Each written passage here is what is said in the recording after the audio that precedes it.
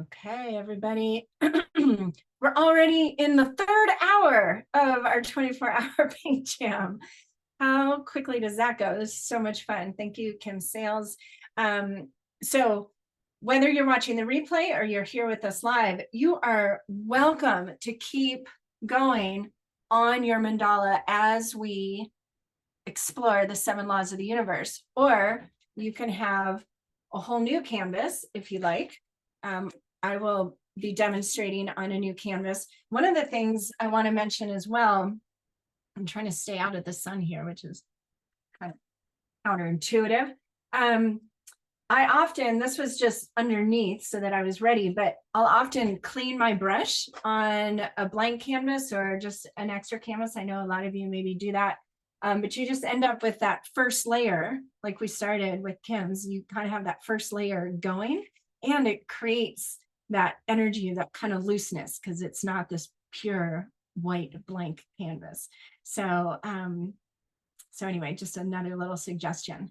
One of the things that came to mind to mention for this 24-hour paint jam, because our intention here is more around playfulness. And when we kind of release our grip on trying to control the process or worrying that it's not going to be good enough or comparing ourselves to others, we're not creating at our highest capacity. It's actually the letting go and kind of surrendering to the process that you end up finding your own expression, your own kind of like we all sign our names differently. And I was reminded of Picasso's journey.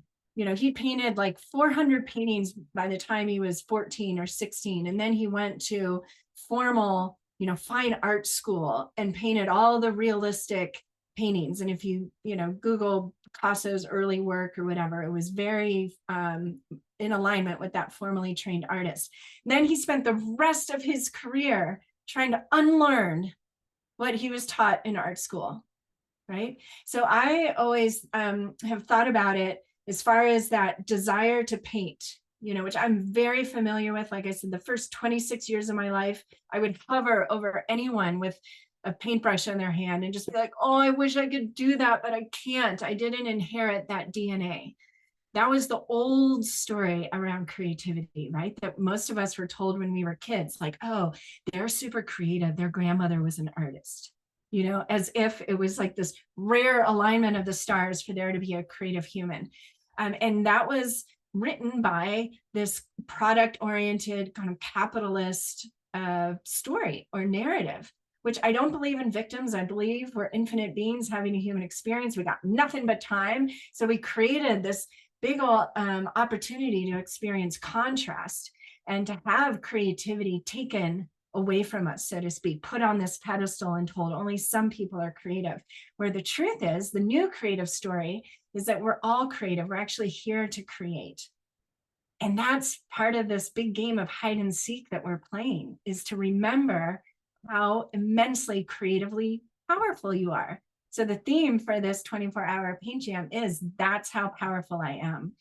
And so it's reminding us to focus on what we want, to surround ourselves as much as possible with things that remind us of what we want. And that's often why I go to the canvas. If there's some change coming up, some threshold, if I'm not feeling in my power, in my sovereignty, I'm feeling frustrated, angry, confused, whatever it is, I go to the canvas and allow how I'm feeling to illuminate how I want. Like, how do I want to feel rather than frustrated or overwhelmed, right? And then I paint that. I am centered. I am in my peaceful place. I am abundant, whatever it is, to train myself to focus my mind's eye, my internal paintbrush on what I want. So this canvas is making visible what we're doing in each and every moment. You are the one creating your life experience, and it's all how we approach it. And we learn through contrast. So feeling stuck, feeling the resistance, that I suck dialogue in our head is there to then provide us an opportunity to choose. Right? So as you continue to explore, yourself at the canvas, your creative self, whether you're here for the entire 24 hours or you're popping in just for a little bit. Allow this practice to be one that is supportive of you, and understand that even the stuckness or the colors are too muddy or anything, anytime you get frustrated at the canvas, that's also showing you or creating an opportunity for you to choose and come into greater alignment with what you want. And often we don't even know what we want to be in alignment with until we know what we don't want to be in alignment with, right? So some of us are very familiar with that concept. Others, let that soak in. But our intention for all of this is to inspire the art that is your life and you as a life artist. And then the beautiful paintings come. So this road, this pathway of I want to paint, right? I believe there's a fork in the road at some point, or there has been historically. And one fork is the learning techniques and skills, which, as we've just observed, like random dots, beautiful technique, skill that made me super happy at the canvas. And if we're leaning into, I need someone else to teach me how to paint, and comparing ourselves and thinking, oh, I need to paint like this, that can get you to where you want to be. And you're looking outside of yourself. So the other fork in the road is to go within and to neutralize, kind of bring into resonance all the voices, the parts of you that say, oh, I don't like this, or I'm not good at this, along with the parts that are like, ooh, those colors. And just to continue to create with those, take everything as like a color on the palette, and invite in that radical acceptance. And so what happens then is you create this energy of freedom around your painting practice and this non-judgment. So you're not afraid to make a mistake, and you try and you paint over. And I've found people paint paintings that shock them, that they achieve a level of personal painting mastery that they never even expected. And it came about kind of through the back door. It didn't come about from trying to become this master perfect painter. It came because they let go. And they didn't need anymore to be perfect. They just wanted to play and explore and express at the canvas. So I personally love that fork. And that's what I love to highlight, is the artistry that you already have within.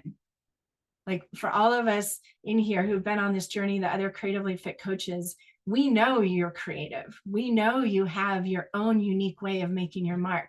And our intention is to create space within which you feel free to do that, which has already been expressed a little bit. So thank you, Kim, for that beautiful energy you created.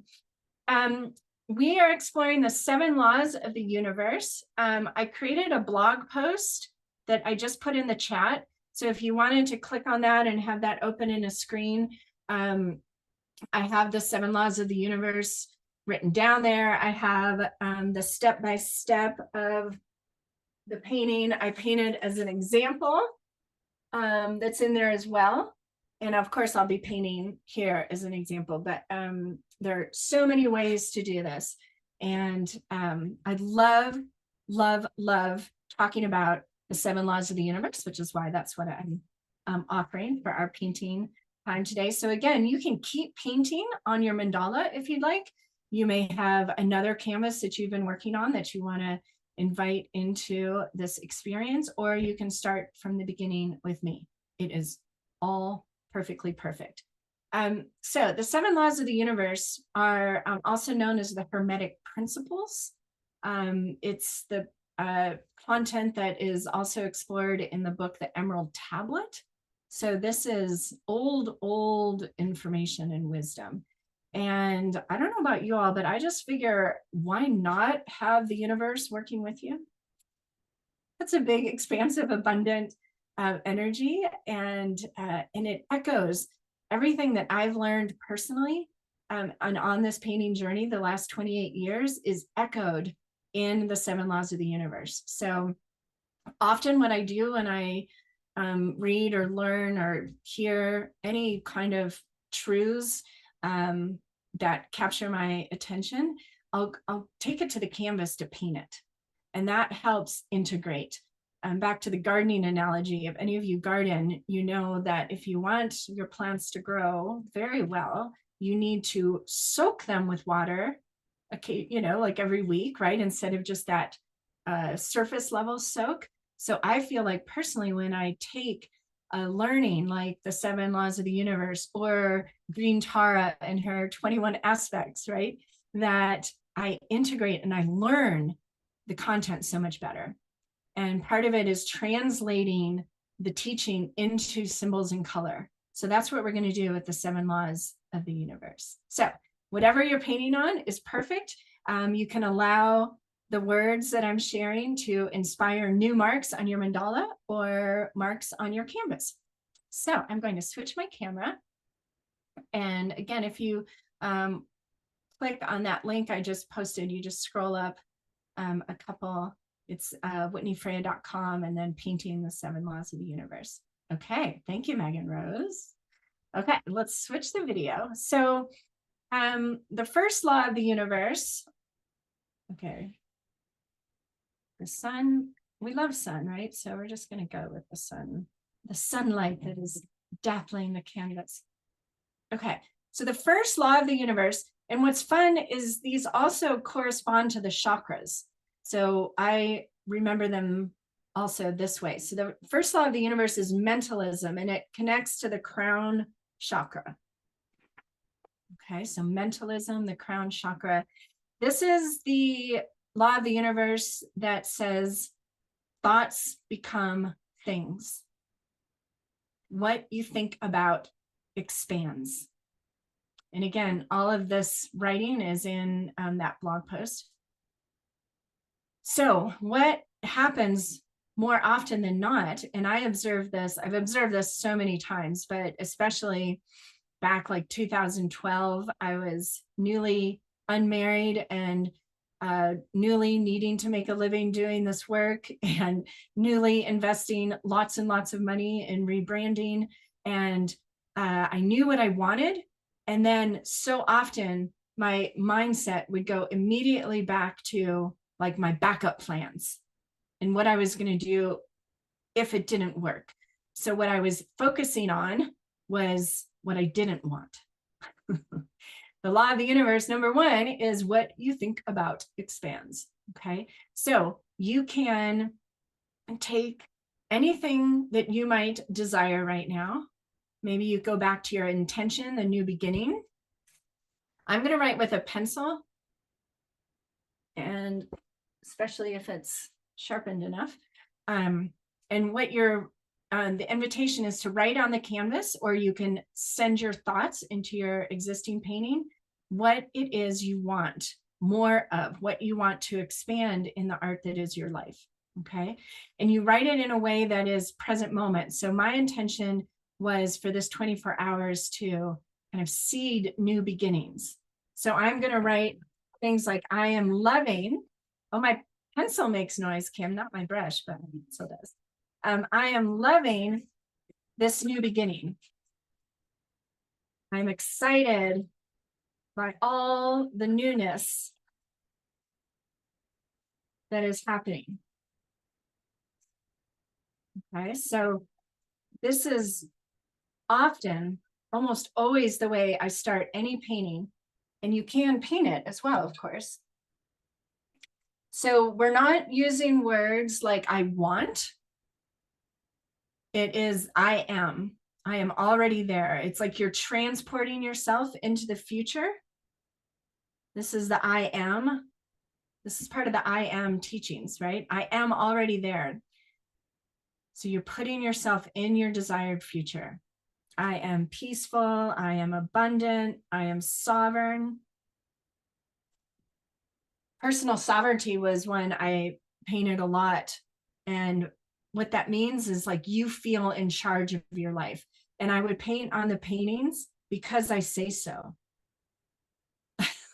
So if any of you are recovering people pleasers or recognition freaks like I am, what I was choosing to focus on is that if it makes me happy, that's all I need, right?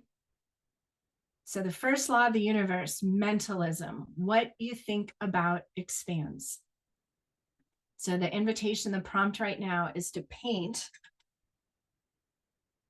what you want more of.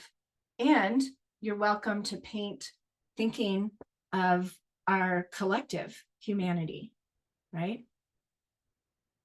Back, let's do a little more peace, a little more feeling, I feel safe. Send that out to all the people on the planet that don't feel safe right now.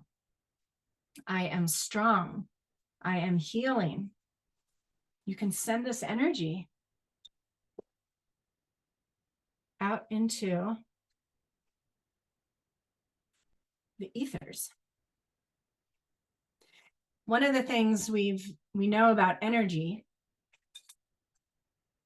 people that research it, and then the people who read about the people who research it, is that energy is real, it's tangible, just as much as this paintbrush or my hand or the ring on my finger or the sunlight coming in.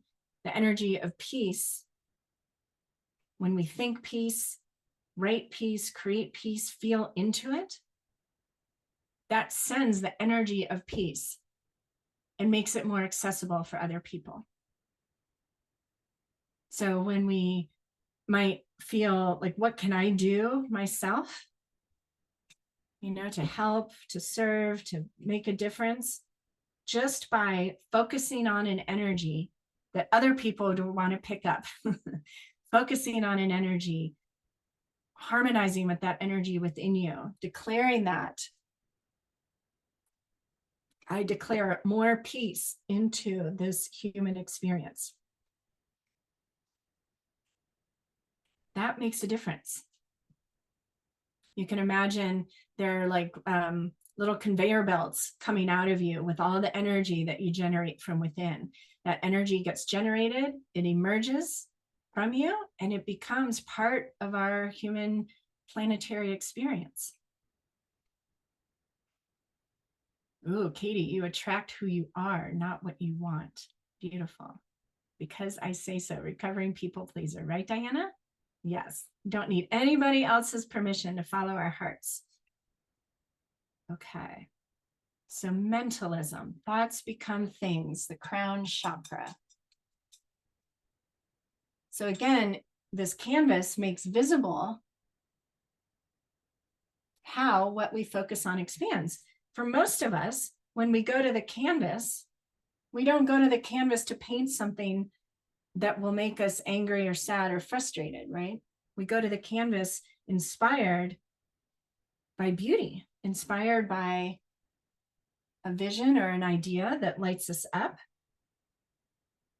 And then what I've observed is how easy it is to allow my mind, my thoughts, my internal dialogue to paint images of what I don't want.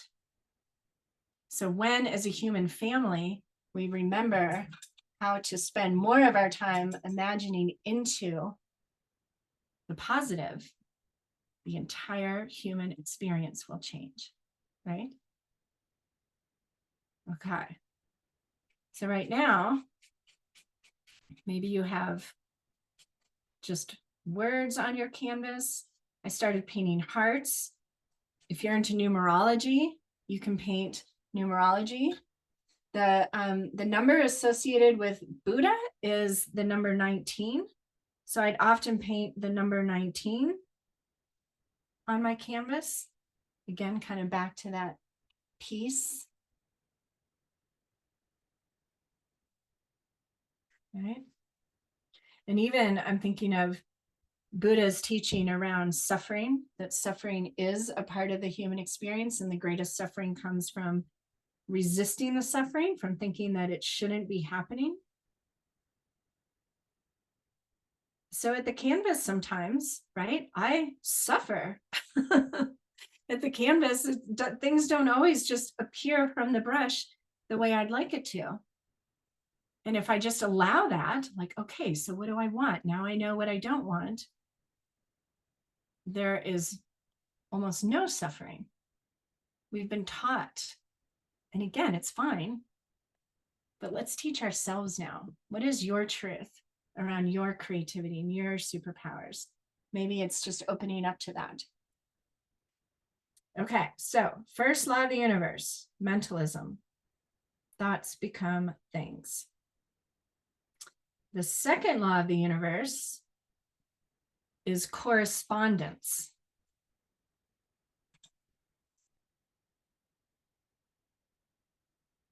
So correspondence means it's the as above, so below. It is your external reality mirrors your internal reality.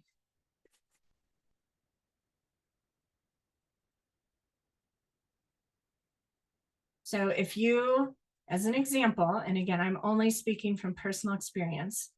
So let's say I'll just use the I for now. If I feel like I am surrounded by lots of critical people, the invitation from the universe is to say, how am I being critical? Right? How am I being critical of myself? Am I being a critic, or am I being a cheerleader? Right? And so how cool that our external reality mirrors our interior, because it's giving us an opportunity to see. So just in case I'm too busy to sit down and meditate, life is going to mirror back for me what is wanting to come into resonance, what is not serving my highest and greatest good. Correspondence. So think about, receive a symbol that feels like it contains the energy that you want to nurture within and that you want to experience outside and receive back and forth. So on the example canvas, and if you're in the blog post, you'll see the first image is just this heart here at the bottom. So I painted a heart. I figured I wanted love on the inside and I wanted to get love from the outside. Right? So I painted a heart to start with. You also, what I'm getting right now is I want to paint flowers. I want to paint a garden. That abundance and fertility and growth and expansion in my garden makes me so stinking happy. I'm growing beans for the first time this year, and oh, they are growing. So as we think about correspondence and a symbol, Kim, maybe you might have a symbol as well that is coming to you. But what's a symbol that you can paint on your canvas that would symbolize an energy that you would like to be experiencing within and without? So I could think about the garden, my inner garden, right? Blooming, abundance, growth, expansion. The outer garden could also be that for others, as well as abundance and, feeling nourished, right? So I'm going to take a contrast. The archetypal symbol that's coming to me is the infinity symbol, right? Because the infinity symbol also makes a petal, right? You can make a flower with many different infinity symbols, doing an infinite piece. Oh, so yummy. Yes. Okay, so Dale just asked, can I take a break and come back to the same Zoom? Absolutely. You just click the same link. We'll be here for another 21 and a half hours or something if I do if I did the math right. So don't worry, we will be here. Okay, I have a lot of this paint. I'll just use. Okay, so Kim's painting infinity symbols. I love that. For me, that makes me think of my passion for living as the infinite being first, who's second having a human experience. And I'm actually going to use my non-dominant hand to paint my flowers because I just like how the flowers turn up when I'm not drawing them with my dominant hand. I'm painting big flowers. We want big abundance and growth and nourishment inside and out, right? So what do you want to experience inside and out? Paint a symbol of that. And you can put in the chat what symbol you're being called to paint or symbols. Kim's painting infinity. Infinity flowers. Oh, infinity flowers. Whoa, we can merge symbols. Yeah, absolutely. Love it. Mm. There's something about painting flowers. So happy. Yeah. And then look at how like blah, you can just see the mind's eye being like, where are the flowers, Whitney? Okay. I'm gonna need more white soon. Okay, so correspondence. So this a lot of these laws, they interact together, right? Like one kind of complements the other. So you'll see that as we go. And the other thing these are referring to is a lot around our reaction, how we choose to react to things in our lives, right? So it's not necessarily that I can control other people. I can't vibrate for other people. I can't live for other people. I can only do that for myself. But I can choose how I react to life's experiences, right? And this is where the laws of the universe want to help. So if something is really bugging you, and we learned this in the Tara course, right, Dale? The I don't know if it's red Tara or black wrathful Tara, but we learned right in the second lesson that anger can be a highly creative force. When something makes us angry, it's usually, and actually that Zen in the Art of Making a Living said that, like, what gets you most upset in the world, and then how can you be part of the change? The anger is there to as like a call to action, not to keep you stuck in the energy of anger.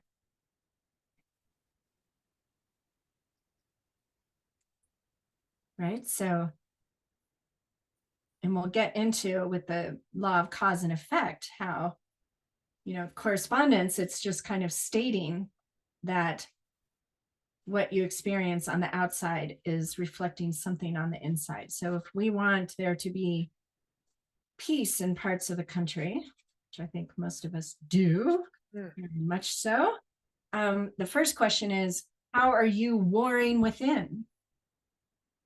Are you being your own best ally? We all know that saying, you know, we're our own worst critic or our own worst enemy. How can we switch that? What are all the ways we can spend less time criticizing or beating ourselves up or telling ourselves we're not good at something or we'll never be able to do or have something, and switch that around?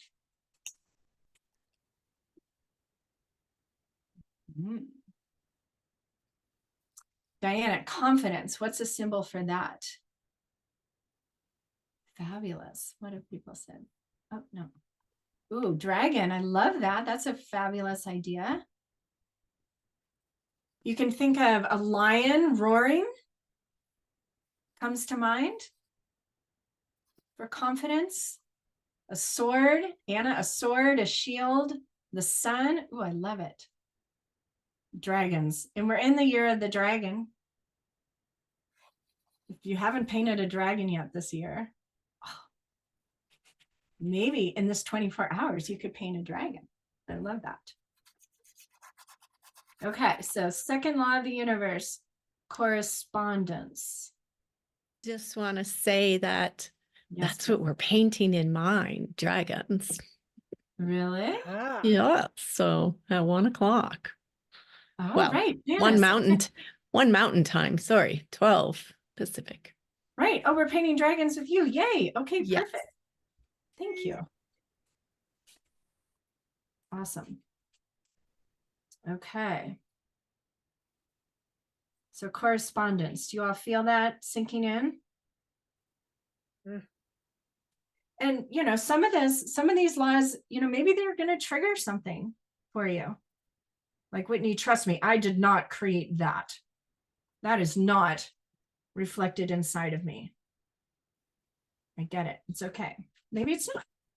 Maybe it's not. And then the invitation is simply to get curious. Jen Day, who's on here, Jen and I love, and Jen is certified in Gene Keys. And one of the things we love about that teaching is that there is, as we know, a shadow and a light to everything. They call it the shadow and the gift. And you cannot get to the gift without going through the shadow. So if you're in the place of, you know, the inner critic and comparisonitis and all that, that's great. That's fine. That means the opposite is also being made available to you. You would not experience the contrast unless the other was available to you. Okay, does that make sense? Okay, third law of the universe. So we're going down to the throat chakra. Throat chakra.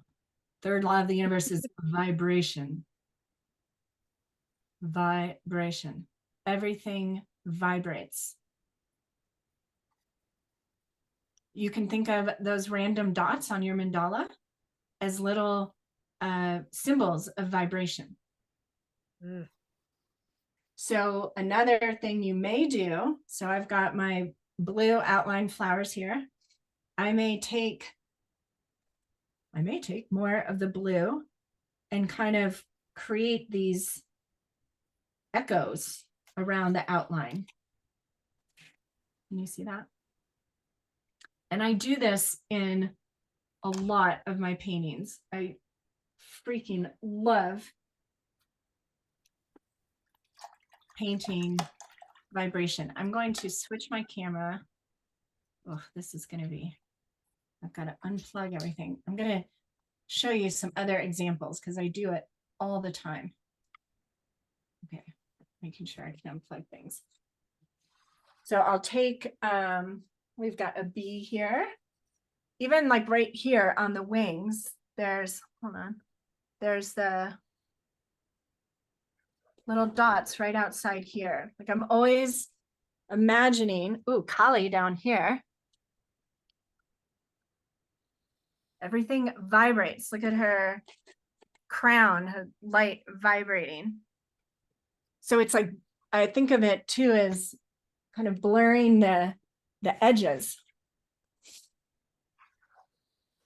My bear, all these little echoes, the stars, the radiating, all of this, it's all like painting the energy, painting the idea of this vibration, and that everything is radiating an energy, just like we know, like your heart field is what, like 100 times bigger, 10 times, one of those numbers, bigger than the field that's coming from your brain. Just being in your energetic space, another person picks up on your energy. There is literally no separation. Everything is vibrating, radiating, just like the singing bowl that Kim played, right? So you just imagine everything has an echo. So mentalism, your thoughts echo out and become reality. Correspondence, what is inside echoes out and is reflected back to you.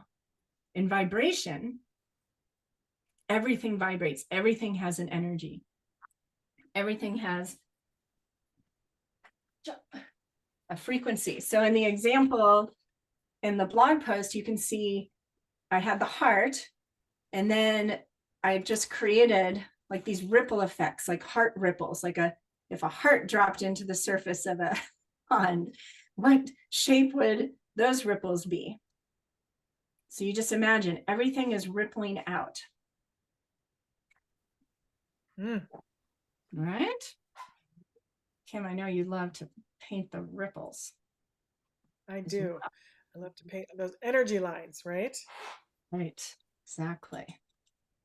And so that's an example of a concept that the sun is really wanting to play with us. That when we're just thinking about it logically, it's like, okay, I know the science says that everything vibrates, but like, I don't know what that means for me. Right? But you take it to the canvas and you can literally like ask, like, okay, I want to understand this concept. Everything vibrates. I'm going to jump to the colors. I'm going to jump to the fourth law of the universe. So look at this canvas still. It's like, I love it. It reminds me of when my kids were little. The fourth law of the universe, which is the heart chakra.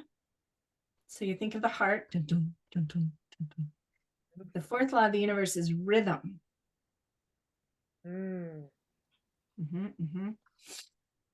And the biggest lesson that I've learned from the rhythm that I love is it says that rhythm is connected to time. Kind of like the pace of things. So think of, like a really fast party song, dance song, right? The rhythm of that is very speedy as opposed to like a, piano concerto that is expressing melancholy or calm emotion. It's a very different rhythm, right? So what this law of the universe is reminding us is that the vibration that we have around, say, an idea or a dream or a vision we have, determines how long it takes to manifest. And we've all experienced this. I know I have, where it's like, wow, I've been wanting this forever. Like, why is it taking so long?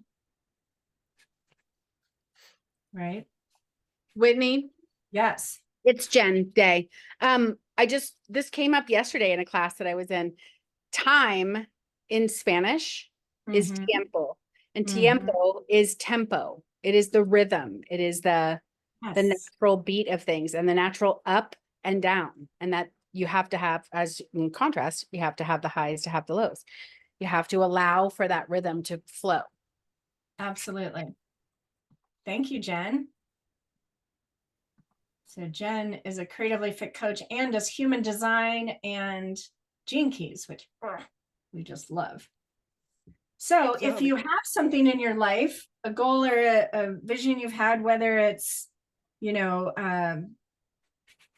communication with your teenager or wanting to release 5 pounds or write a book or whatever it is, and it feels like it's taking a long time,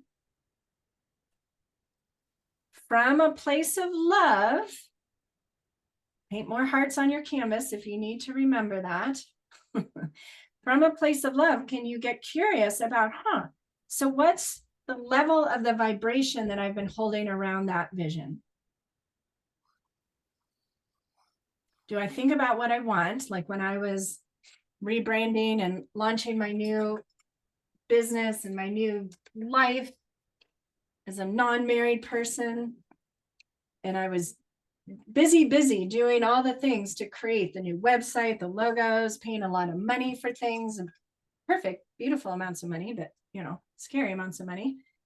And then again, finding myself focusing on, when it doesn't work, what am I going to do? So that might have caused things to take longer, right? Because it's literally like the universe is saying, well, okay, well, I guess you're not ready for it because you just keep thinking about these other things, right?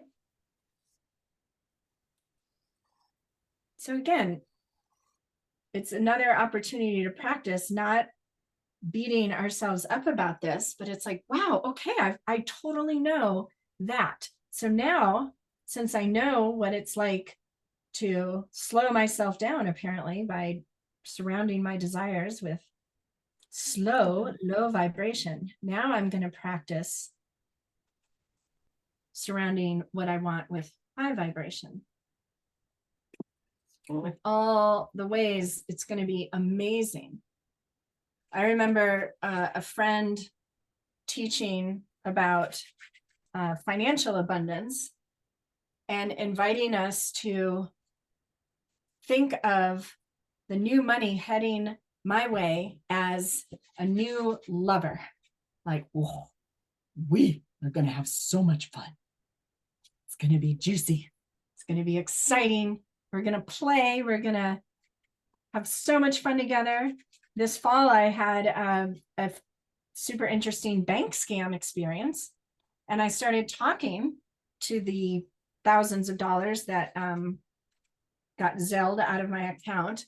And I'm talking to the money like, oh, you can't wait to get back to me. We're going to have so much more fun than you'd have with those meanies. Right? So how can we surround our desires or even the experiences we have that are not ideal? Even surround those with higher vibrations so they don't last as long, I think works as well. Everything vibrates, and then the pace of that vibration determines the amount of time that it requires to become manifest. So rhythm. So I will, again, if there's a goal, a vision, a dream, a intention, I'll take it to the canvas, because if I just think about it, it's super easy to slip into that lower vibration kind of critical, fear-based perspective. It just is, at least for me. I don't know about you guys, but if I go to the canvas, it's going to change the rhythm significantly. So that's a super handy tip from the universe. Okay. So first law, mentalism. Thoughts become things. So you can paint onto the canvas, I am experiencing loving ... And then the second law of the universe that corresponds with the third eye is correspondence. So what you're experiencing in the outside world is mirroring for you what is going on in your inner world, which can also be super awesome, right? And loving and forgiving. And if you're forgive yourself when you make a mistake, when you make a mistake, others will forgive you. You forgive others when they make a mistake, you get that back. Everything vibrates. Our voice, the words you use around your life experience. One of our 3 favorite words is up until now. Instead of saying, I'm not good at that, or I can't do that, you can say, up until now has not been my superpower, but I am open to this becoming more and more of a superpower. All right. Just that can change everything. And then that fourth law, the heart chakra,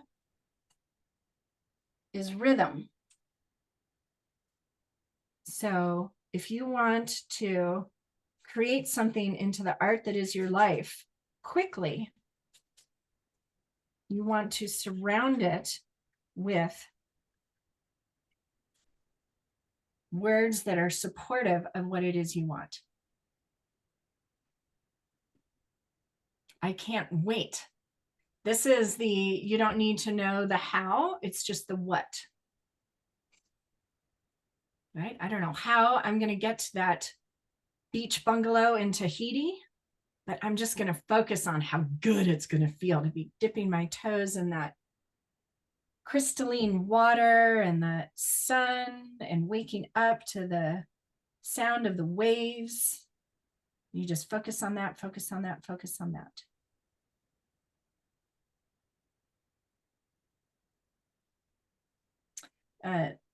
It's reminding me of the teaching I got that's in 30 Days to Unstoppable, that is around alignment. So if you know that there's something that's not in alignment in your life, like maybe it's a job, maybe it's like, oh, this job is not in alignment. So what you want to do is focus on everything that is in alignment in your life. Like, wow, picking up this white paint and taking this goober off the top is super in alignment with me wanting more white on my palette, right?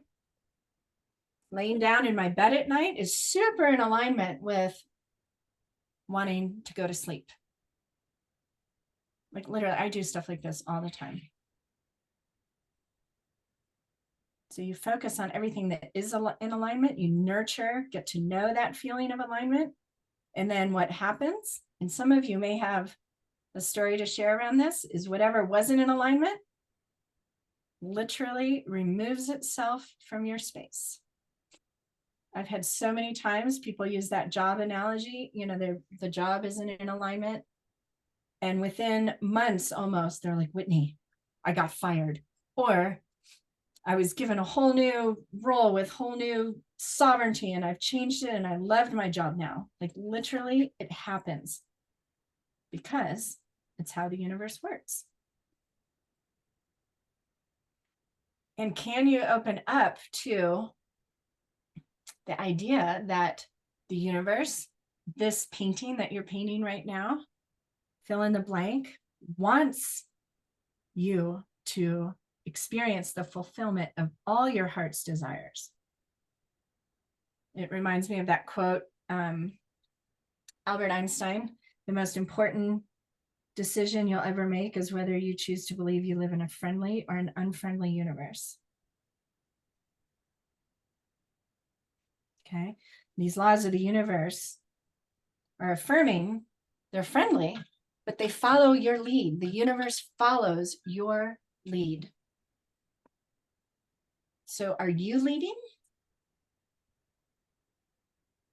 And trust me, I'm not sure there's like a graduation from this lesson in this earth body.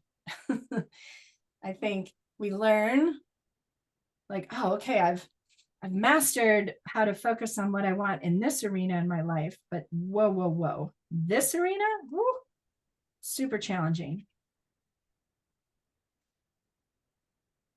I had an experience actually in Queenstown. Some of you have heard this, but it was such a perfect example. I was paragliding there. I paraglide and I had a couple kind of poor, what I consider to be poor flying performance days. And I was just like, I suck at paragliding.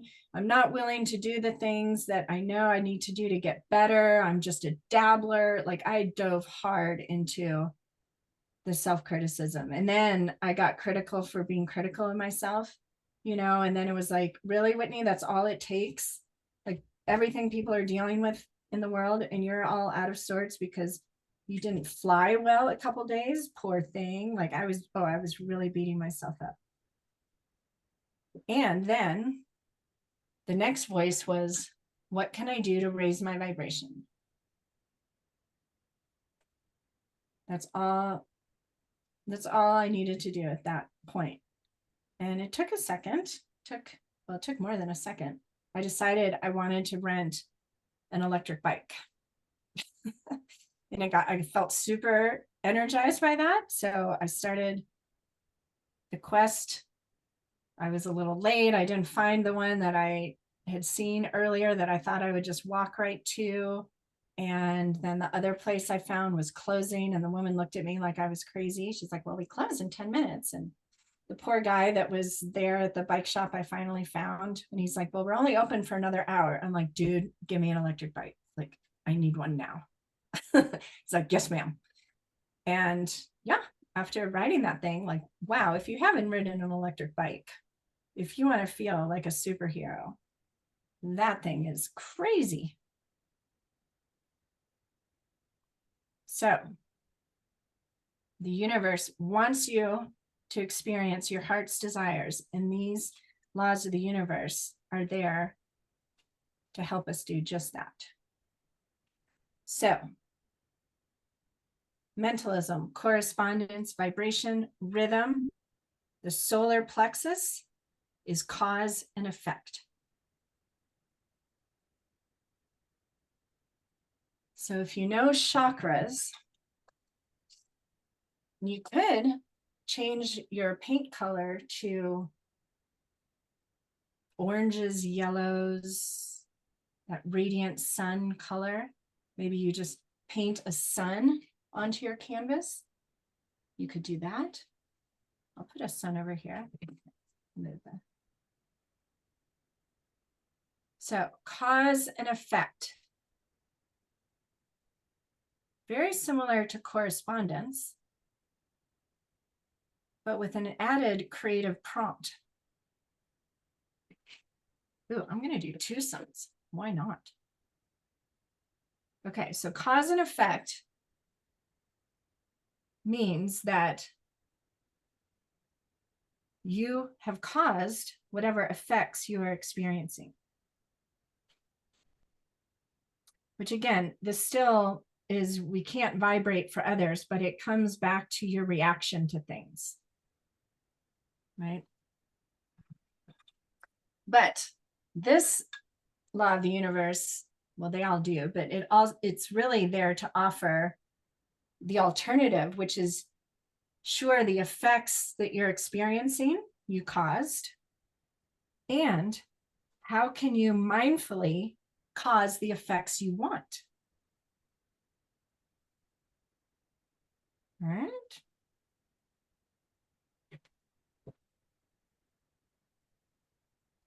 So, how do we cause the effects that we want? Mentalism, right? Correspondence, vibration, rhythm. You can cause the effect you want to experience by surrounding whatever the experience you want to have is with words that are supportive of it happening. Vibration.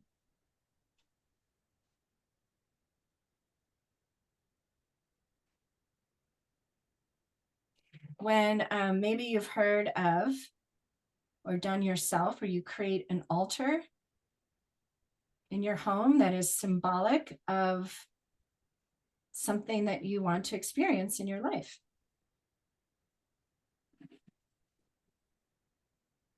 That is in alignment with this causing the effect that you want. That altar is a symbolic reminder every time you look at it to be like, oh, it's going to be so cool. It's going to be so fun. So again, the Tahiti example, which I guess I want to go to Tahiti. I don't know, that's not totally on the list, but heck yeah. So if you wanted to go to Tahiti, you might have a little altar, which is just a little arrangement of objects somewhere that you'll see every day that make you think of Tahiti. This is the, like, you get a postcard. You could just Google Tahiti images, print it out. I mean, this is like vision boards, right? But you could literally create a postcard and imagine you're writing it from Tahiti, address it to yourself, put it on the altar. You're consciously causing the effect you want. back to our garden analogy, if you want to eat fresh grown tomatoes at the end of the growing season, what do you probably want to do? Like plant tomato seeds, right? Like it'd be pretty silly. I just want tomatoes. I just want tomatoes, and then plant green beans. You won't get tomatoes, right? You'll get beans. I love looking to nature. Nature is always mirroring, corresponding to me, the creative process. So if I want tomatoes, I better plant tomato seeds. So what are the seeds you're planting right now on your canvas? And in the process, do you see how what you're doing, one of the reasons I love to guide, create space for people to enjoy this type of painting is because it helps you to plant the seeds. It's like the canvas is the garden plot. And we're planting seeds of what we want to grow. And then what happens is even when you unconsciously see this painting or the symbol anywhere, which is a cool thing about symbols, right, Kim? And if you want to speak to the power of symbols, it helps you stay focused on what you want, right? It supports all of the laws of the universe. It's like a fine tuning. It's like what you're drawn to it's the, it's the rhythm of your soul, right? Symbols are your soul's language. They're your ability to connect and in ways that you may not have been aware of before, right? The painting and the painting practice brings this out. Like, look at the beautiful flowers that Whitney is painting right now. And that flower has a meaning and a meaning for her soul, right? And she does this in coordination with the 7 laws of the universe. Not only does it represent the 7 things, but it also represents the flower itself, the center of the flower, the mandala, right? The natural mandala of the universe, of the world, of our nature, right? Think of a sunflower. She has sun, she has flowers. All of this is coming into this beautiful combination of symbolic meaning for her painting. And what's important to Whitney right now, right? And me too. I mean, listening to you speak about all the symbols and everything, it's absolutely magical. Ooh, now you're doing little random dots. Right.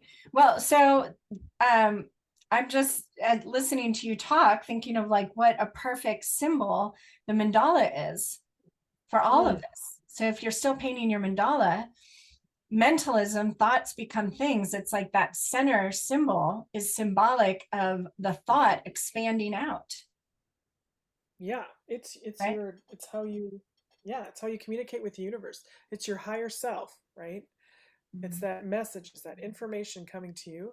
And when you release it and you get into flow on the canvas by not being critical, by just, really experiencing the paint and the flow, these things come to light.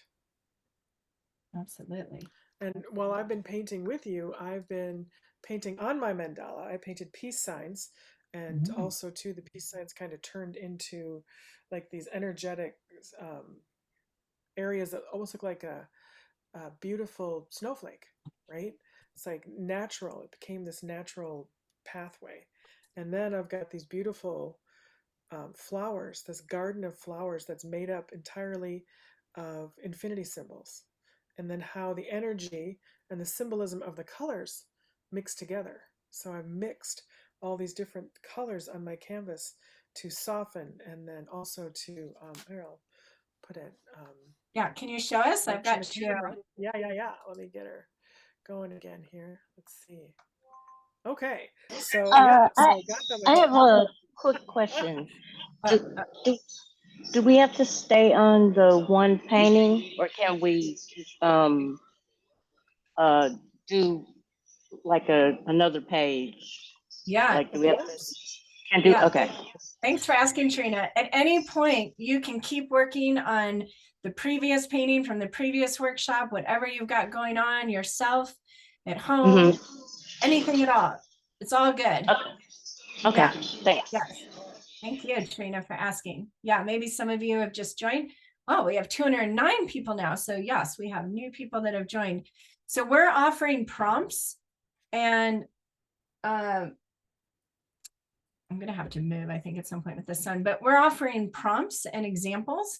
And then even with those, you're welcome to do whatever you want, or follow along, right? Most of these paintings you could keep working on forever. So they, you might set it aside after one of the workshops and come back to it today or tonight or a week from now or a year from now. You can paint over and over one canvas with every single workshop. So yes, there are absolutely no have-tos. Thank you, Trina. And I think it's interesting too, Whitney, No is problem. when I put this down, this other little canvas on top of the mandala we did earlier, it became another layer of the mandala. It really did. It really did. It became this other energetic container that is expanding upon all the information and all the symbols we've already added on. So if you think about layering, right? If you did layers and layers and layers of paint, or layers of different canvases, and I didn't even encourage you to cut into your canvas, so you create windows, right? Maybe it's like a three-dimensional, right? This whole expansion. It's just coming. It's so yummy. When I placed that and started painting, I'm like, I love this. I love painting on the energy of this mandala into the 7 laws of the universe. They just spill into each other. Well, and it's also kind of affirming how we all have a palette. Yeah, Right? yes, it is. So, yeah, it's interesting. My palette is coming off a little softer these days. Except Bear, my Emerge Bear. And my palette's always been bright lights, big city, right? Yeah. And I love all the, but what I'm trying to do is these little areas here, I'm pushing in the white and I'm pushing in the softening. So I'm kind of bringing in that softness, right? Bringing in that soft energy too, because that's also important. And like, I think I want to add some of that. So I've added it in these areas here, around there, some whites in here. And that's what I'm doing now, is I'm going back in and revisiting with this beautiful boldness and adding some softness to the layers, just because it feels good. Right. I love what your energy coming through, your softness. I thought, I kind of want to add some of that onto mine as well. I love it. Okay, I'm spontaneously getting the perfect, at least in this moment, kind of example for our next law of the universe. So after cause and effect, we drop down to the belly, the sacral chakra. And that law is the law of polarity. So I was just mixing a more, let's see if you can see it. So this blue right here, you see how it's a little darker? It's like a gray blue. So I took the opposite color. So the opposite color of blue is orange. So I mixed some orange with the yellow and the magenta, and then added that into the blue to get a muddy blue, which is also an earthy blue, and it's darker. This is how you create or paint shadow, which we love, because shadow is how you create illumination on your canvas. You don't paint light so much. I mean, you can add white, of course, but it's when you add the dark that the light becomes more illuminated. How about that life art connection, right? So I'm adding orange to the blue to go over parts of the outline to add some contrast to this outline. And the law of polarity is speaking to the fact that everything has a positive and a negative. And they describe this often in the terms of magnetism. Okay. Like the earth has a positive and a negative. Your body has a positive and a negative. We have positive and negative poles. And then we all know there's positive and negative experiences and energies. This is the law of necessity is the mother of invention. So the way it was illustrated for me in the Gaia show, where I watched Matias De Stefano go through the 7 laws of the universe, is there was this kind of wave symbol that I'm showing you on the canvas right now. Okay, it's kind of up and down. Okay, so they're saying this is how the universe works. There is an up and down, a positive and a negative. There's always change. And here's the kicker: the way the universe inspires change is in this down part. It is the negative. It's when things get uncomfortable that we shift and change and rise up. There is not a reality in this universe where you just stay. Okay, that looks like the bottom on your on your side, where we just stay at the top on the positive, right? It's not gonna, if you think that that should somehow be, you might get a little frustrated, because it is in the dips, the dark nights of the soul, that we are most inspired to create and be the change that we want. So polarity is there to help us. That's a wonderful symbol to paint too. It's just got so much movement and energy. Right? Reminds me of a snake, right? The rebirth. Well, it's a snake, and it's the meandering river. Yeah, the meander symbol, the snake. It's fantastic. Yeah. So fun to paint. I've added it to my canvas. And this is a beautiful, another example of how nature is constantly teaching us and offering us wisdom. So rivers, if allowed to flow naturally, rivers will always meander. And they meander at a very specific kind of mathematical equation. There is, if I was a math person, I would know it.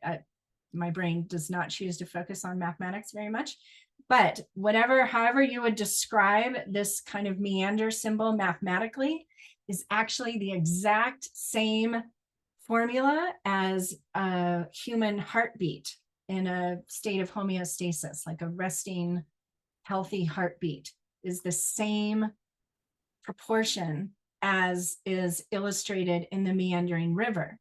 And it is because of the meanders, this is so good. It is because of the meanders that the water is purified.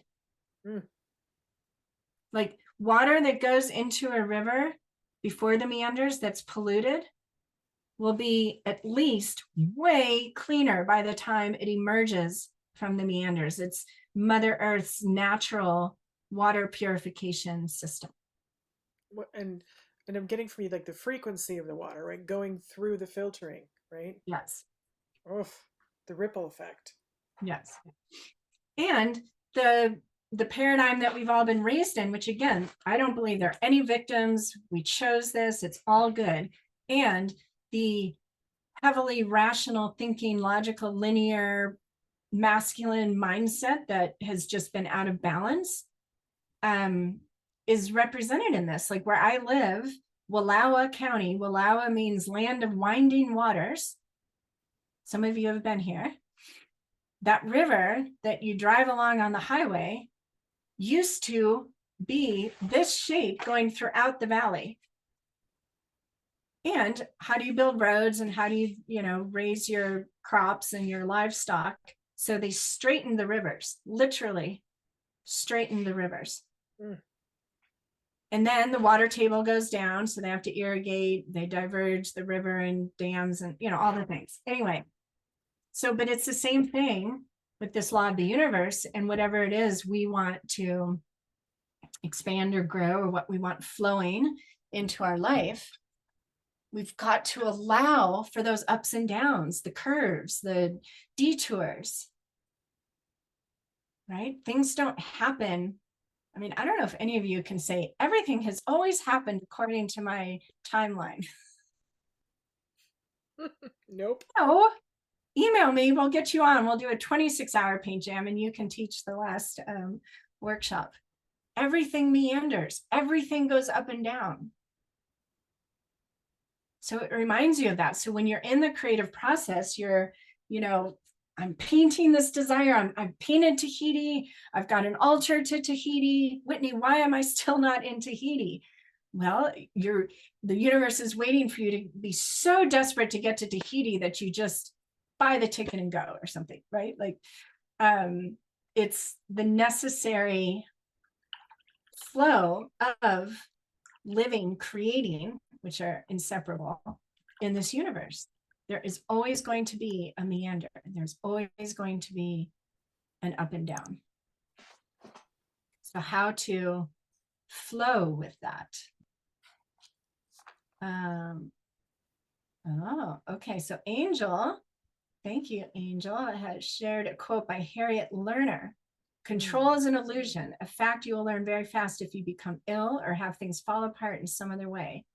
No kidding. When we understand vulnerability and suffering as an essential part of our being human, our individual fate can be easier to manage. Yes, yes.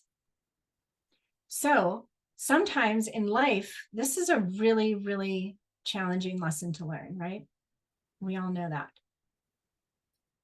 And so I'm always inviting you to take it to the canvas, right? So how is that something I can experience in this sandbox that is the canvas, that isn't a major health issue, that isn't a, car accident or a broken wrist or, whatever, and allow the canvas to take control, allow the canvas to provide a space where you are just following the marks and the colors and the intuition and the spurts of insight. Like I heard flowers as soon as I started sharing the laws of the universe. I had no plan. I was like, flowers, okay, paint flowers. Even though part of me was like, really? You do that kind of a lot. Just follow the intuition. Thank you, Angel. That's beautiful. Kiyomi, will the chat be also included with the recordings? We can do that.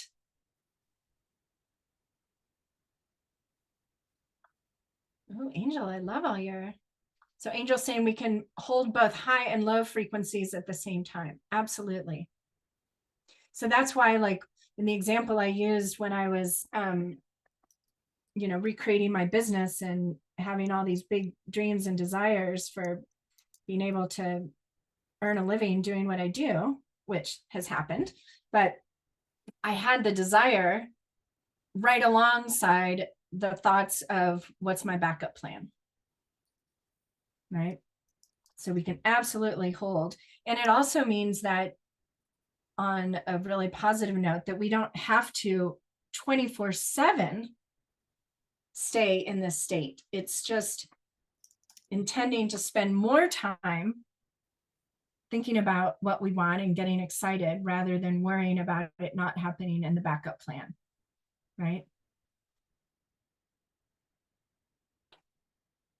Because my understanding around the, let me pull out the journey of life. Okay, I'm trying to go with sunshine. Okay, I'll do it right here. Is that life is like a spiral, and all of you on here, I don't necessarily think everyone had to sign up for this, but pretty sure everyone on this Zoom or watching the replay signed up to be on the spiral path, is what I call it, which means you wanted to live a life on this planet that was one of constant change and expansion. Okay. So it's like maybe the center you imagine is when you were born.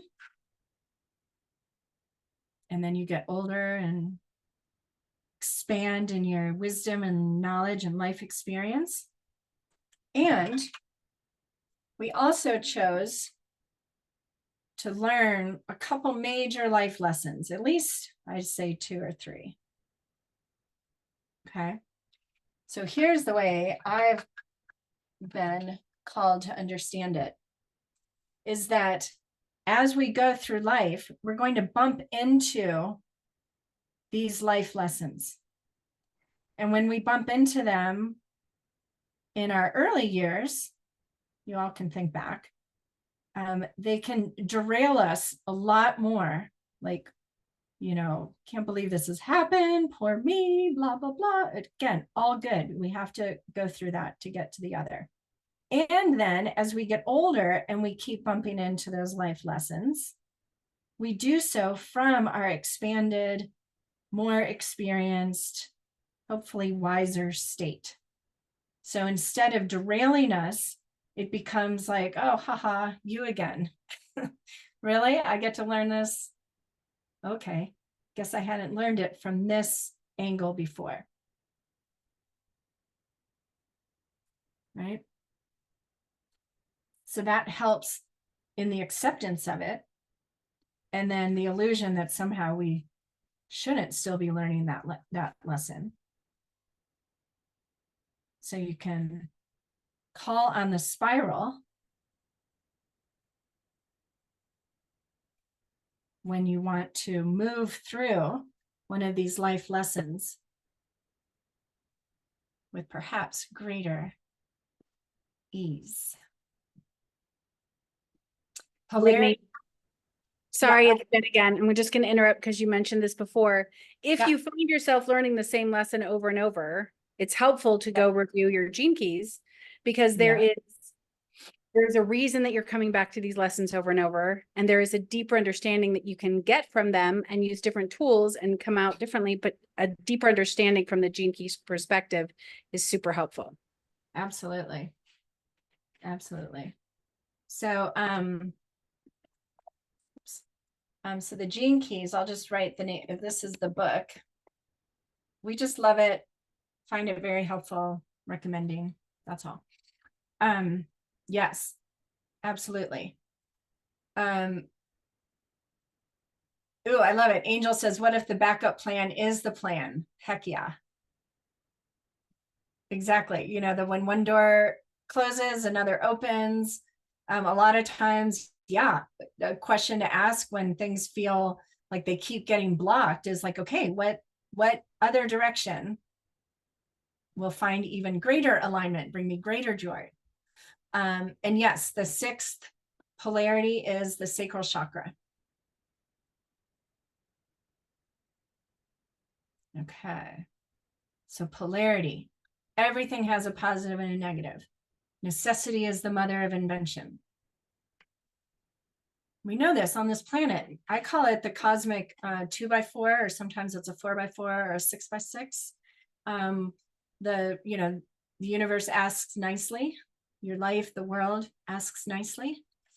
And then it gets more and more adamant. Just like if you have or have ever had young children, right? Pick up your clothes, pick up your clothes. Go in your room, pick up your clothes, right? So we tend to wait for what I call affectionately the cosmic 2x4. The cosmic 2x4 has inspired some fabulous new directions in my life, which I'm very grateful for. Super grateful for. Okay. The last law of the universe that brings it all home is the law of generation, the root chakra. You'll see it as either generation or gender. It's basically everything is here to create. Now you know why. Another reason I love the 7 laws of the universe. Everything is here to create. And again, look at nature. Every single plant, animal, it's all about reproduction. It's all about creating. Everything is here to create.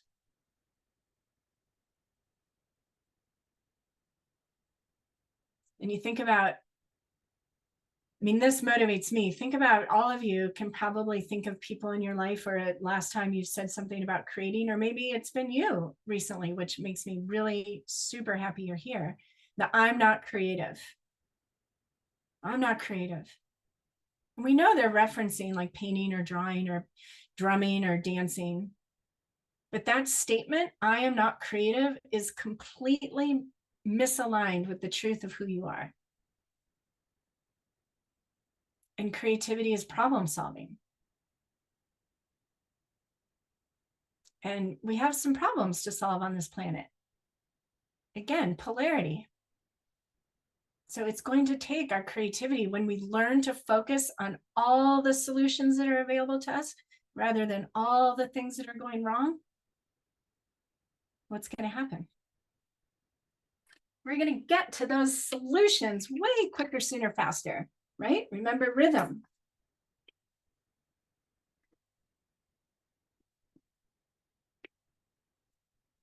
So we can cause the effect we want just by each one of us reclaiming ourselves as creatives. That's medicine for the world right now. So thank you for flexing these creative muscles together in this community in a way that is super playful and silly and everything, painting for 24 hours, or even being here for however many hours and supporting, adding your energy to the 24 hours. So now as you paint, you can either, and again, right, control is an illusion.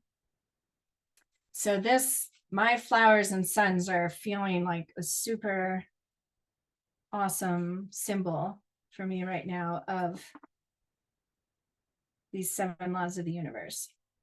Or maybe you've painted lots of symbols, different ones on your canvas, and there's one that wants to be brought front and center or made bigger.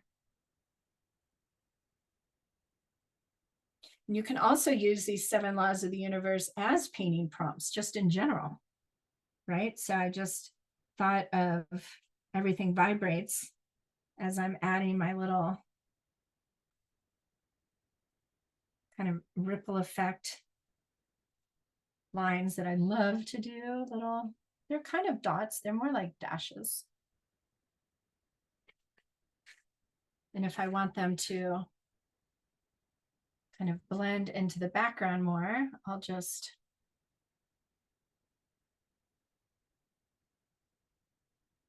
get some of that color from the background, maybe more white or lighter blue, and do the same thing.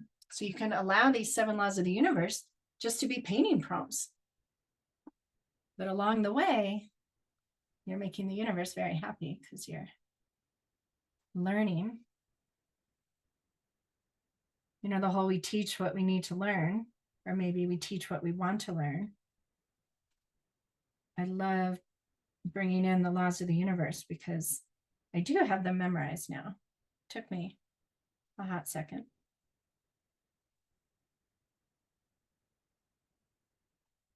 So show and tell time. Does anyone want to show what symbols, images have come through from the universe, or how your mandala has evolved? Okay, Brenda, I see your hand raised. Do you want to start your video and unmute yourself?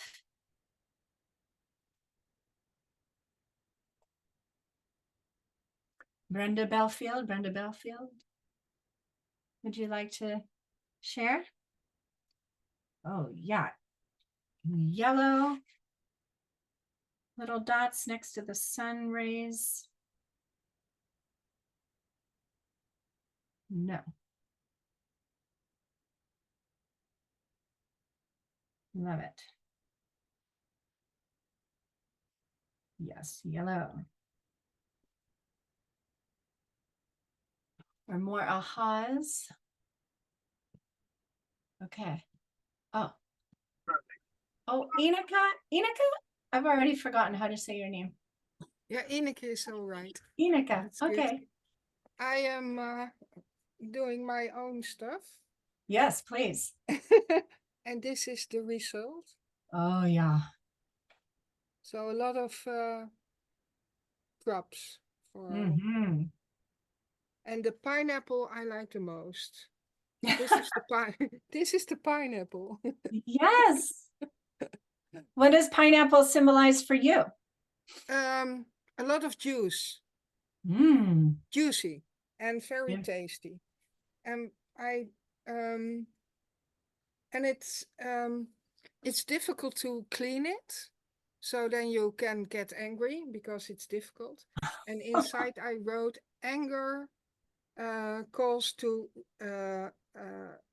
action and creativity. So that that's it. I want to share with you. Yeah, thank you. Yeah, doing like an infographic, right? For Yeah, I also wrote the stuff you told us. Yeah. Beautiful. Yeah, taking words. So language is a left brain, a rational, linear, mental brain task, right? So we learn language and it gets filed away into our brain as learned language. It's past experience that we pull on, right? Symbols and images are more in the realm of that intuitive, creative side of us. So the symbols speak to us on an unconscious level and in the present moment, and are more in alignment with the energies of newness. Because, like looking at a garden or a pineapple to learn about how anger can motivate, like that's not what we talked about around the kitchen table growing up, right? We don't have energy or baggage or a lot of stories around the symbolism of pineapples. So you can attach pineapple to the intention to allow your anger to inspire action, inspired action. And then that's just pure energy in the moment. So when we take an idea communicated to us through words and translate it into a symbol, right? We learn it on a deeper level, just like watering the garden, soaking all the way down to the roots. So I love that. Hey, Beth, do you want to turn on your video and share? Hello, hello. Hi, everybody. Hi. So I don't see how I'll try to back up there. Yes. I just took all the lessons and kind of put them in a spiral. But it's really helped me, Whitney, because this has been a challenging summer, and it helped me reframe how to welcome these things and not be overwhelmed by them. So thank you. Oh, you're welcome. Oh, that is so fun. You could just dive into that canvas and play. Yes, very much so. I love it. Yeah, thank you, Beth, for sharing. So this energy of play is like creativity's favorite dance partner. If we're serious, it's hard to be open to the newness, right? So that playfulness is where the breakthroughs happen, is where the creativity, the brand new ideas can come through. And I remember I was listening to a podcast or YouTube or something talking about how your higher self, spirit, Jesus, Mary Magdalene, whatever it is, those divine energies can engage with you. I think it even said only when you enter into play, but it's that playfulness, receptivity, this blank slate, openness rather than this is the way it is and this is what I'm good at or not good at, or this is what's available to me. When we're playing, right, we've suspended judgment, we're open and we're present, and that's where the ahas come through. So I'd rather you use your painting practice just like doodling and playing and spilling and spraying and having an abundance of ahas and clarity and inspired action than creating a really good, you know, barn with the sun shining on it and the shadow, right? So nothing wrong with the barn painting. I'm just saying, like, for me, that's the motivation, is like inspiring the art that is your life and you as the artist. I love it. Okay, iPad 4, I see you with your hand up and your video on. Yeah, do you want to share? Unmute yourself. Nope. You have to unmute yourself. I think I'm still muted. There you go. Now we can hear you. I'm in Gig Harbor, Washington, and I'll see if I can figure out how to turn my camera around. Oh, there it is. Mine came out a little different. I wasn't able to join you for the mandala session, so I tried to make my mandalas a little smaller here. But I used as you were talking, I tried to use the same strokes that you were describing to represent the various stages. And I thought, okay, well, I think we're going to have some flowers here. So that's where we ended up with flowers. And I squirted it with my squirt bottle because I forgot my canvas was not prepared properly. So we got all kinds of stuff going on.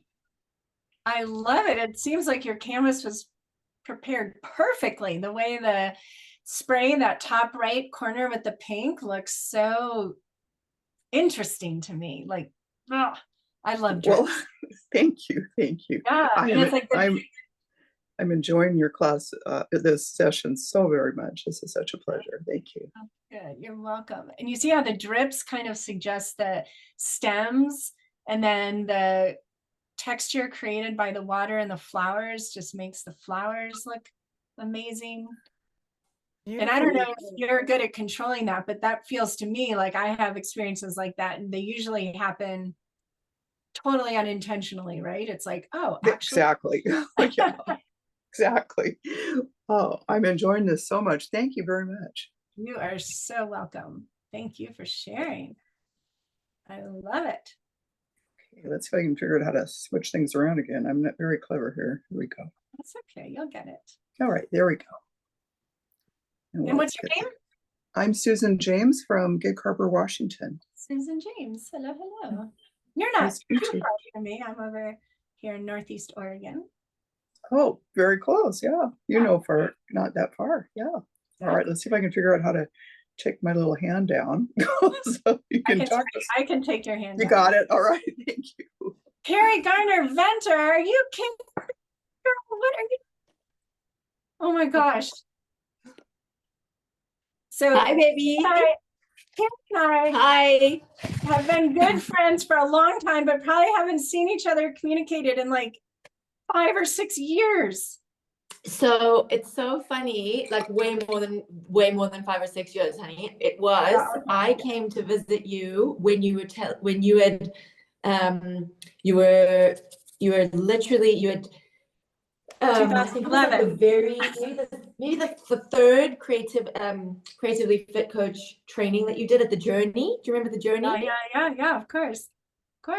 And I remember you had just bought your car, your Subaru, and you were like, okay, I'm just gonna trust that it's all gonna happen. And we were riding wild horses. So it's so nice to be with you, and this is what came out with me. Yeah. Oh my gosh, so fun. So much fun. Like in the last, it's funny because you like I'm noticing that I'm having so much fun that I just get done quick, and then I go on to another one, and then I go into another one, and another one, and another one. So that's been a very interesting sort of reflection, right? For me to dive into. So thank you for doing this. Nice to see you. So good to see you. Oh my gosh. Okay, I'll reach out to you. Okay, bye. Okay, Yeah, I love it. Oh my gosh, how fun is that? I love surprise good old friends popping in. Is there anyone else in here? Oh, too fun. Hi, Anita. I see you leaning in there. Hello, darling. So fun. Okay. Who else? Brenda, did you want it? Brenda's hand is up and Lorraine's hand is up. If you want to unmute yourself and video yourself. Oh, I love seeing Shauna. I love seeing your canvases. Hi, Lorraine. So, who's next? Okay. So Go for it. I can you see me? Yep. I think it's because you have your background blurred that it's doing that. But if Well, you hold the painting close to your body, because that's what Zoom is focusing in on. And then just up. Sorry, you know what? Leaves, beautiful tropical leaves. Well, I'm looking outside at I don't know what it is. Some kind of trees that are coming up, probably an ash tree. So they look tropical. I don't know. So I used the bigger canvas and went with the bigger stroke. So I didn't have the trembling issue. And I'm about to work on some ladybugs.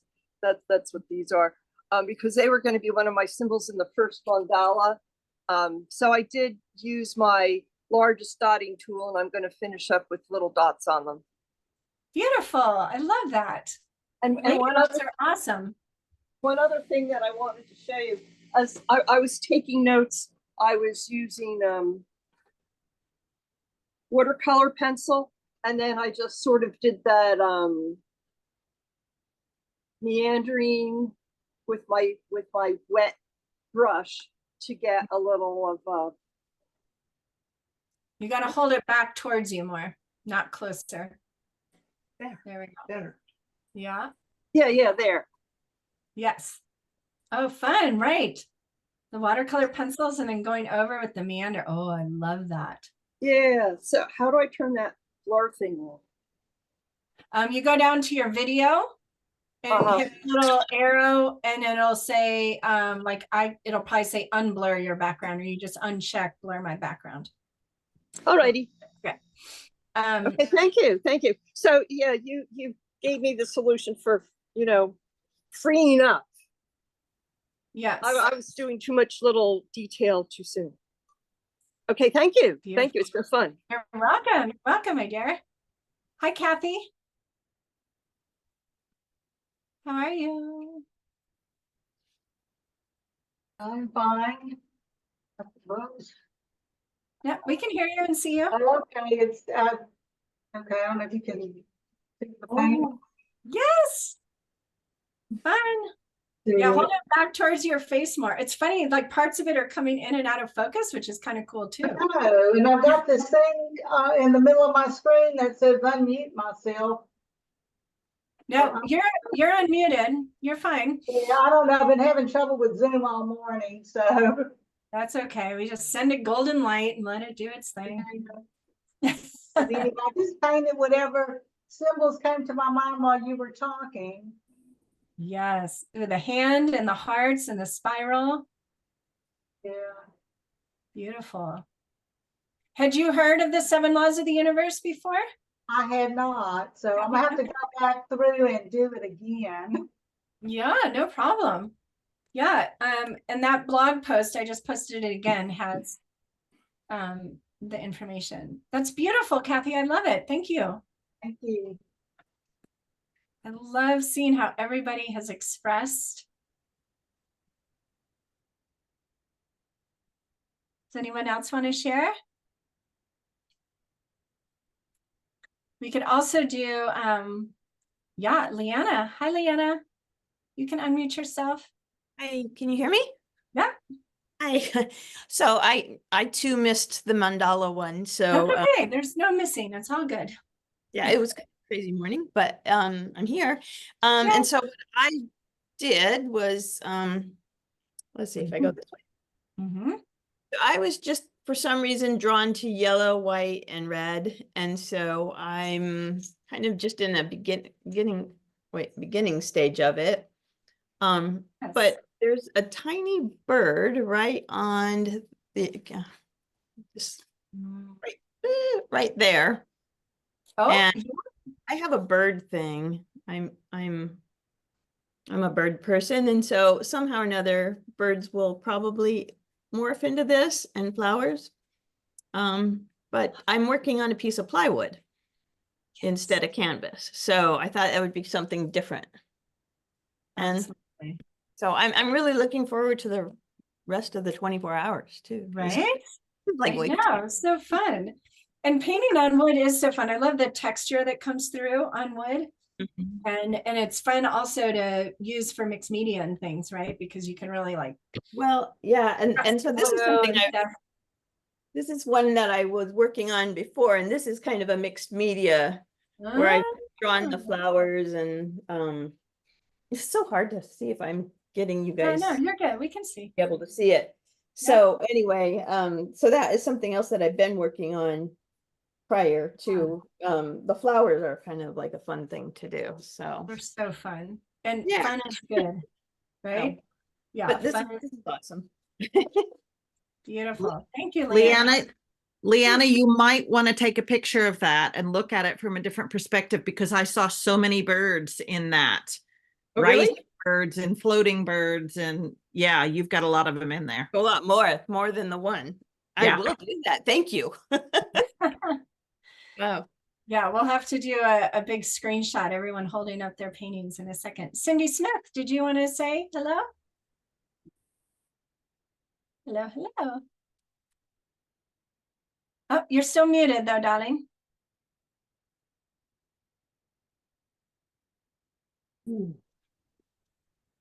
Cool. Right, it is cool. Oh, it's funny. It doesn't show that you're still muted. I've been having problems with the sound. Oh, we can hear you now. We can hear you now. Oh. Yeah. Hi. You look like you're in Florida or something. I am. Imagine that. Imagine that. I love it. So oh, here we beautiful. go.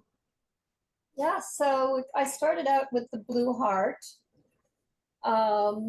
And then I started out with these bulbs in the ground which have roots.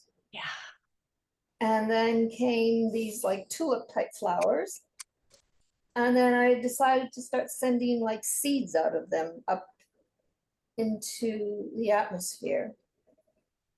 And then this was an affinity sign that kind of turned into something else. It's a pod, it's like a pod, like something, I haven't finished it yet, something's going to come up. And then I started working on this concept here, and I realized it's sort of like the worm in the ground that, fertilizes the soil to help everything grow. So it's like the river, and then it's a little darker when you get up here, where, the down part sort of starts, and then these colors are kind of brighter. But yeah, it's been really fun. That's awesome. Oh, I'm so glad. And I'm just, the worms, right? The worms are such a great example. Like if you have a garden, you want worms. And then worms, and then they're in the muddy, the dirt and the dark, and they're slimy, and they can't even see eyes, or they're just these things. And anyway, but they're so important to the growth. Right? Yeah, so it's that kind of polarity. Yeah, look at me, I'm full of paint. So I didn't really start out with the idea of them being worms until I figured out where I put them. And then it's like worms, how they don't have a head, you can split them anywhere and they'll just keep going. So it's like there's no head and there's no tail. Mm-hmm. Absolutely. Non-dual. Another Non-dual. example of non-duality, one of my other favorite ideas. Yeah. Oh, that's awesome. Thank you so much for sharing, Cindy. I love it. You're welcome. Isn't it fun? It's like having a conversation with your painting. Right. I mean, that's how it always feels to me. Like I'm having a conversation, and it's offering me by far the higher level of awareness in the situation typically, or reminding me. So the seeds, if you all Google and I'll if I have a chance, I'll put it in the chat. But if you Google from the Osho Zen Tarot, Rainbow Goddess. So Rainbow Goddess, Osho Zen Tarot. I painted her once. I think she's living in someone else's home, but she's sitting on a lotus flower, rainbows everywhere, and she's just got seeds scattering out of her sleeves, and she's, you know, she's just sharing her joy, spreading the seeds of joy wherever they land. Some will land on fertile soil, some will land on rocky soil, some won't land on soil at all. She's just sharing regardless of the results, right? And so that's what your seeds made me think of. Thank you. Beautiful. I can't find raise my hand. Can I Hi, Catherine. No problem. Hi. Hi. And then Jen, yeah, show us. What are you? Okay, I'm gonna try and turn the camera around. Okay. Okay, perfect. So I just started. I got into the background. I'm gonna add more symbols for these, but I had it backwards. I thought generation was the. I thought you started at the crown. So all good. It's no, that's beautiful. And this is the other one. Oh, are you playing with some gel paints there? That is so fun. Love the texture. I found some spiral. They're still setting. Oh, I love it. The mixed media. Yes, yes, yes. Metallic paint also. Right. Beautiful. Oh my God, Catherine, thank you. Thank you. And that rainbow background is so, you know, that's the other thing. The more I've found, the more you play with that first layer, you know, the more fun everything is. And then it's like everything just manifests quicker because the background is already so interesting. Lovely. Yeah, I sectioned off my canvas. But I'm finding 2 hours is not enough for me. Sorry. Oh, yeah. Absolutely. You can keep painting. So if any of you have just joined, the invitation is to, you know, like some of you could paint on the mandala we started with Kim the whole time, or this painting, or maybe you bring one that you've been working on. You may find that there's a canvas laying against the wall on the floor that's like been waiting just for today, just for that moment. So you are totally free to move around. I'm probably going to shift from canvas to journal, paint over. I'll probably paint over this at some point, you know, like it's all good, because otherwise we end up with so many canvases everywhere. Or I pull old canvases out. I'm like, oh, you're complete. And then I paint over it, just like the mandala painting. So love that. Okay. Jen, do you want to share quickly? And then we're going to shift to our next workshop, which is super exciting. I can't wait to introduce Sylvia and Denise. The whole thing. Hello. Oh, am I on mute? No, we can hear you. Me? Yeah. Okay. So it was cool. I had drawn the infinity sign prior to Kim saying something about the infinity. And this is something I draw a lot, like create shape. And then this infinity sign turned into like this little fairy. And then I had drawn the waves right before you had talked about the meandering. And so that felt really fun for me, like just that collective, you know, consciousness. Yeah, and then I had like a yoni kind of behind my fairy, and then it turned into a lotus flower. And she's got more like angry eyes, and so I think like that feels like it's really standing out to me today, of like how you know, use the energy of anger to motivate or to something. And then these are mosquitoes, because I've been very angry at the mosquitoes, because it is making it really hard for me to take this little fluff nugget for a walk. And yeah, so they arrived on my painting. Beautiful. I love it, Jen. Thank you. Oh my gosh, so fun. All right. We are going to, I'm going to end this recording. So thank you for joining me for Painting the 7 Laws of the Universe live or in the replays. The intention, of course, is that these 7 laws of the universe inspire further contemplation or musings, or if they keep kind of knocking on the door, this can give you a way to get to know them and, you know, wrestle with them a bit.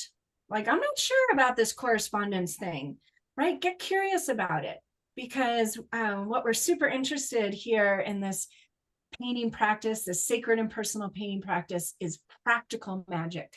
I think we want this painting practice to ripple out into the art that is your life and empower you, give you new tools, new medicine in the medicine bag to create even more that lights you up. So our next workshop is super duper going to light you up. I'm going to end the recording. And for those of you live, it doesn't do anything, but if you're watching the replay, we'll see you in the next workshop, or you might be hopping around, and that is allowed too.